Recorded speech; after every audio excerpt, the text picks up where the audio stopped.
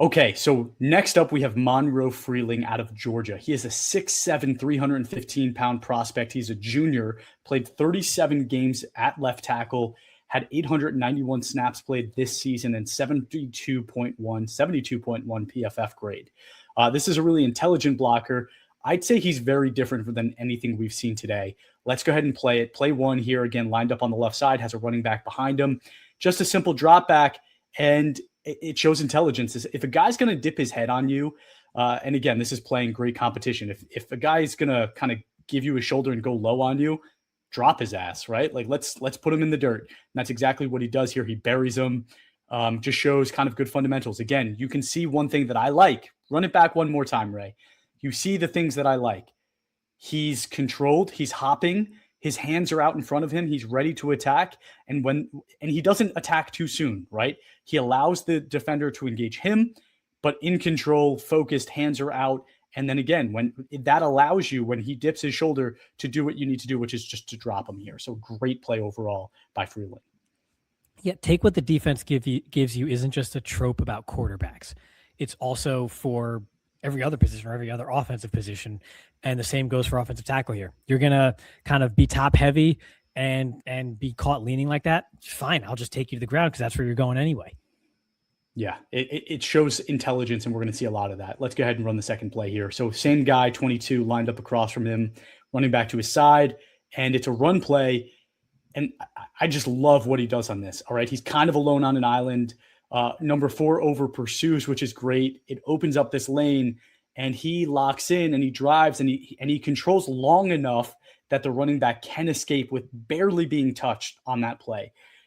That is a hard thing to do as a tackle when you're alone, right? It's easy for an edge rusher to be able to escape this and step inside because there is all that space just to kind of slow things down, and he's not able to because Freeling really has a good hold of him on this play.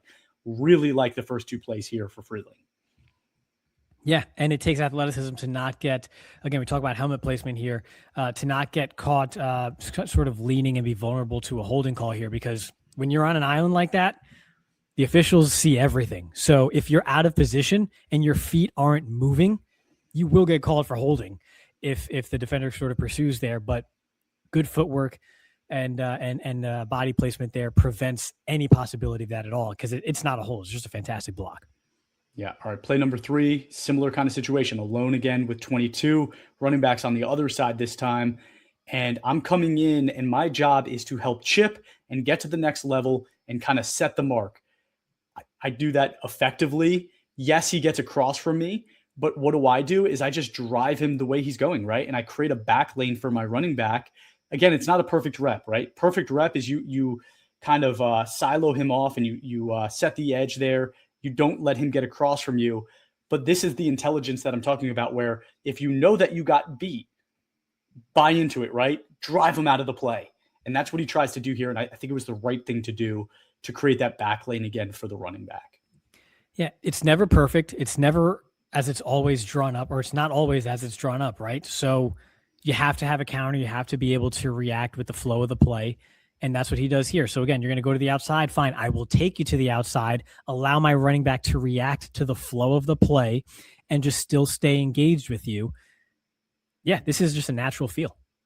Yeah, I like it. Play here kind of jumps a little too quick. I cut it a little too quick. Sorry about that, Ray. But again, he's alone on the island with 22. It's a pass play, and look at all that space that 22 has to work with. And he's not getting much, right? As a quarterback on this play, you feel so confident in your left tackle that you're not even flinching behind yourself, right? You're not worried about that coming pressure. You know that you're good. That is a luxury that not a lot of people have. And you can see that on full display here because of what Monroe Freeling does on this play. It's another thing that I really like is just the trust that his quarterback has in him. Yeah, and it's not perfect, right? It's not perfect. He's leaning a little bit here, kind of knocked off his base, a little bit narrow. Hands aren't perfect, for sure. Hands aren't perfect at all, but that inside hand is kind of still just engaged with the inside hand of the rusher here to kind of slow him up a bit, and then he just works. He just continues to work and strain on the play here and just kind of ride him out. And that's more than enough time needed for the quarterback to step up and attempt the throw anyway. And you got to slide right. You're on your own here. that's a perfectly acceptable. That's a plus rep in my book. Good recovery. And yeah, that's a grinder. That's a scrapper. Yeah, exactly. Let's go ahead and play this next one here. He has a tight end to his side. He crosses and he's alone. And it's another good rep, right? Like it's another good rep. It's not a perfect rep, but it's good, right? He kind of wins at first. The defender tries to take a step back and get another reload to try to take another shot at him. And what does he do? He gets his base in a perfect, stop it right there. Like he's in a great position recalibrating to attack again, right? I won the first battle and I'm ready to go to battle again. I recalibrate, I get ready, I get my hands ready. The quarterback this time, again, I trust my guy on this side. I think I'm going to be able to escape this way. I don't think that was the best decision by the quarterback. He should have stayed. That pocket is not dirty. And instead, he kind of creates pressure on himself by stepping that way. But all in all, from the tackle's perspective, this is a great rep. Like no notes, a great rep for Freeling.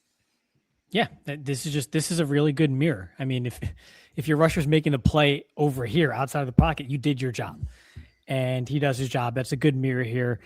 Good base overall. Nothing negative to say about it. It's a good play overall. Yeah. Where do you got him, Chris? That's all you got. Okay, that's all I got. I mean, there's a reason I didn't show a lot of negative plays on this. I didn't see a lot of it. I really, really didn't. I think we have a very intelligent blocker whose physicality is not overwhelming. This is not a guy that's 350 pounds or 340 pounds. He's 315 and he plays stronger than 315, but he does play as athletic as 315, right? But again, the physicality is not something that I'm going to try to oversell you on. I think the knowledge of his responsibilities is really what is going to put him ahead in a draft like this. I think he has great body control, puts himself in positions to be successful. I don't know what it is about Georgia, but the last couple of years I've been like kind of gushing over Georgia linemen. There's a lot of that Tate Ratledge, which is like, you're not an overwhelming prospect, but you're doing every little thing right. And we saw how that worked for Tate Ratledge for the Lions, right? He was a starting guard for them the entire year. Like can't ask for much more than that. And it was pretty good, right? It wasn't great. It wasn't the best rookie year we've ever seen from a guard, but it was very good. I think, the hand battling is the thing that I was really excited about as well, right? Like there wasn't a prospect that we watched in this series that fought with his hands as well as Freeling did, in my opinion, right? I do, I'm always going to worry about NFL speed about it for a guy like this, because again, I think the physicality is not what he's going to write home about. So what is this going to look like against elite NFL edge rush speed? We'll see. But I think you can very clearly take this guy in the early second round and feel very confident that you have a good football player, right? Probably not a great football player, probably not an all-pro football player, but you have a good football player and he's going to be a starter on your team for a long time. Yeah, the thing is, when you say early second round about offensive tackles, they tend to go in the first. And I'm giving you my grade, right? Everything we've talked about today is what we think we would do with these prospects. I agree with you 100%. This guy probably goes in the first round.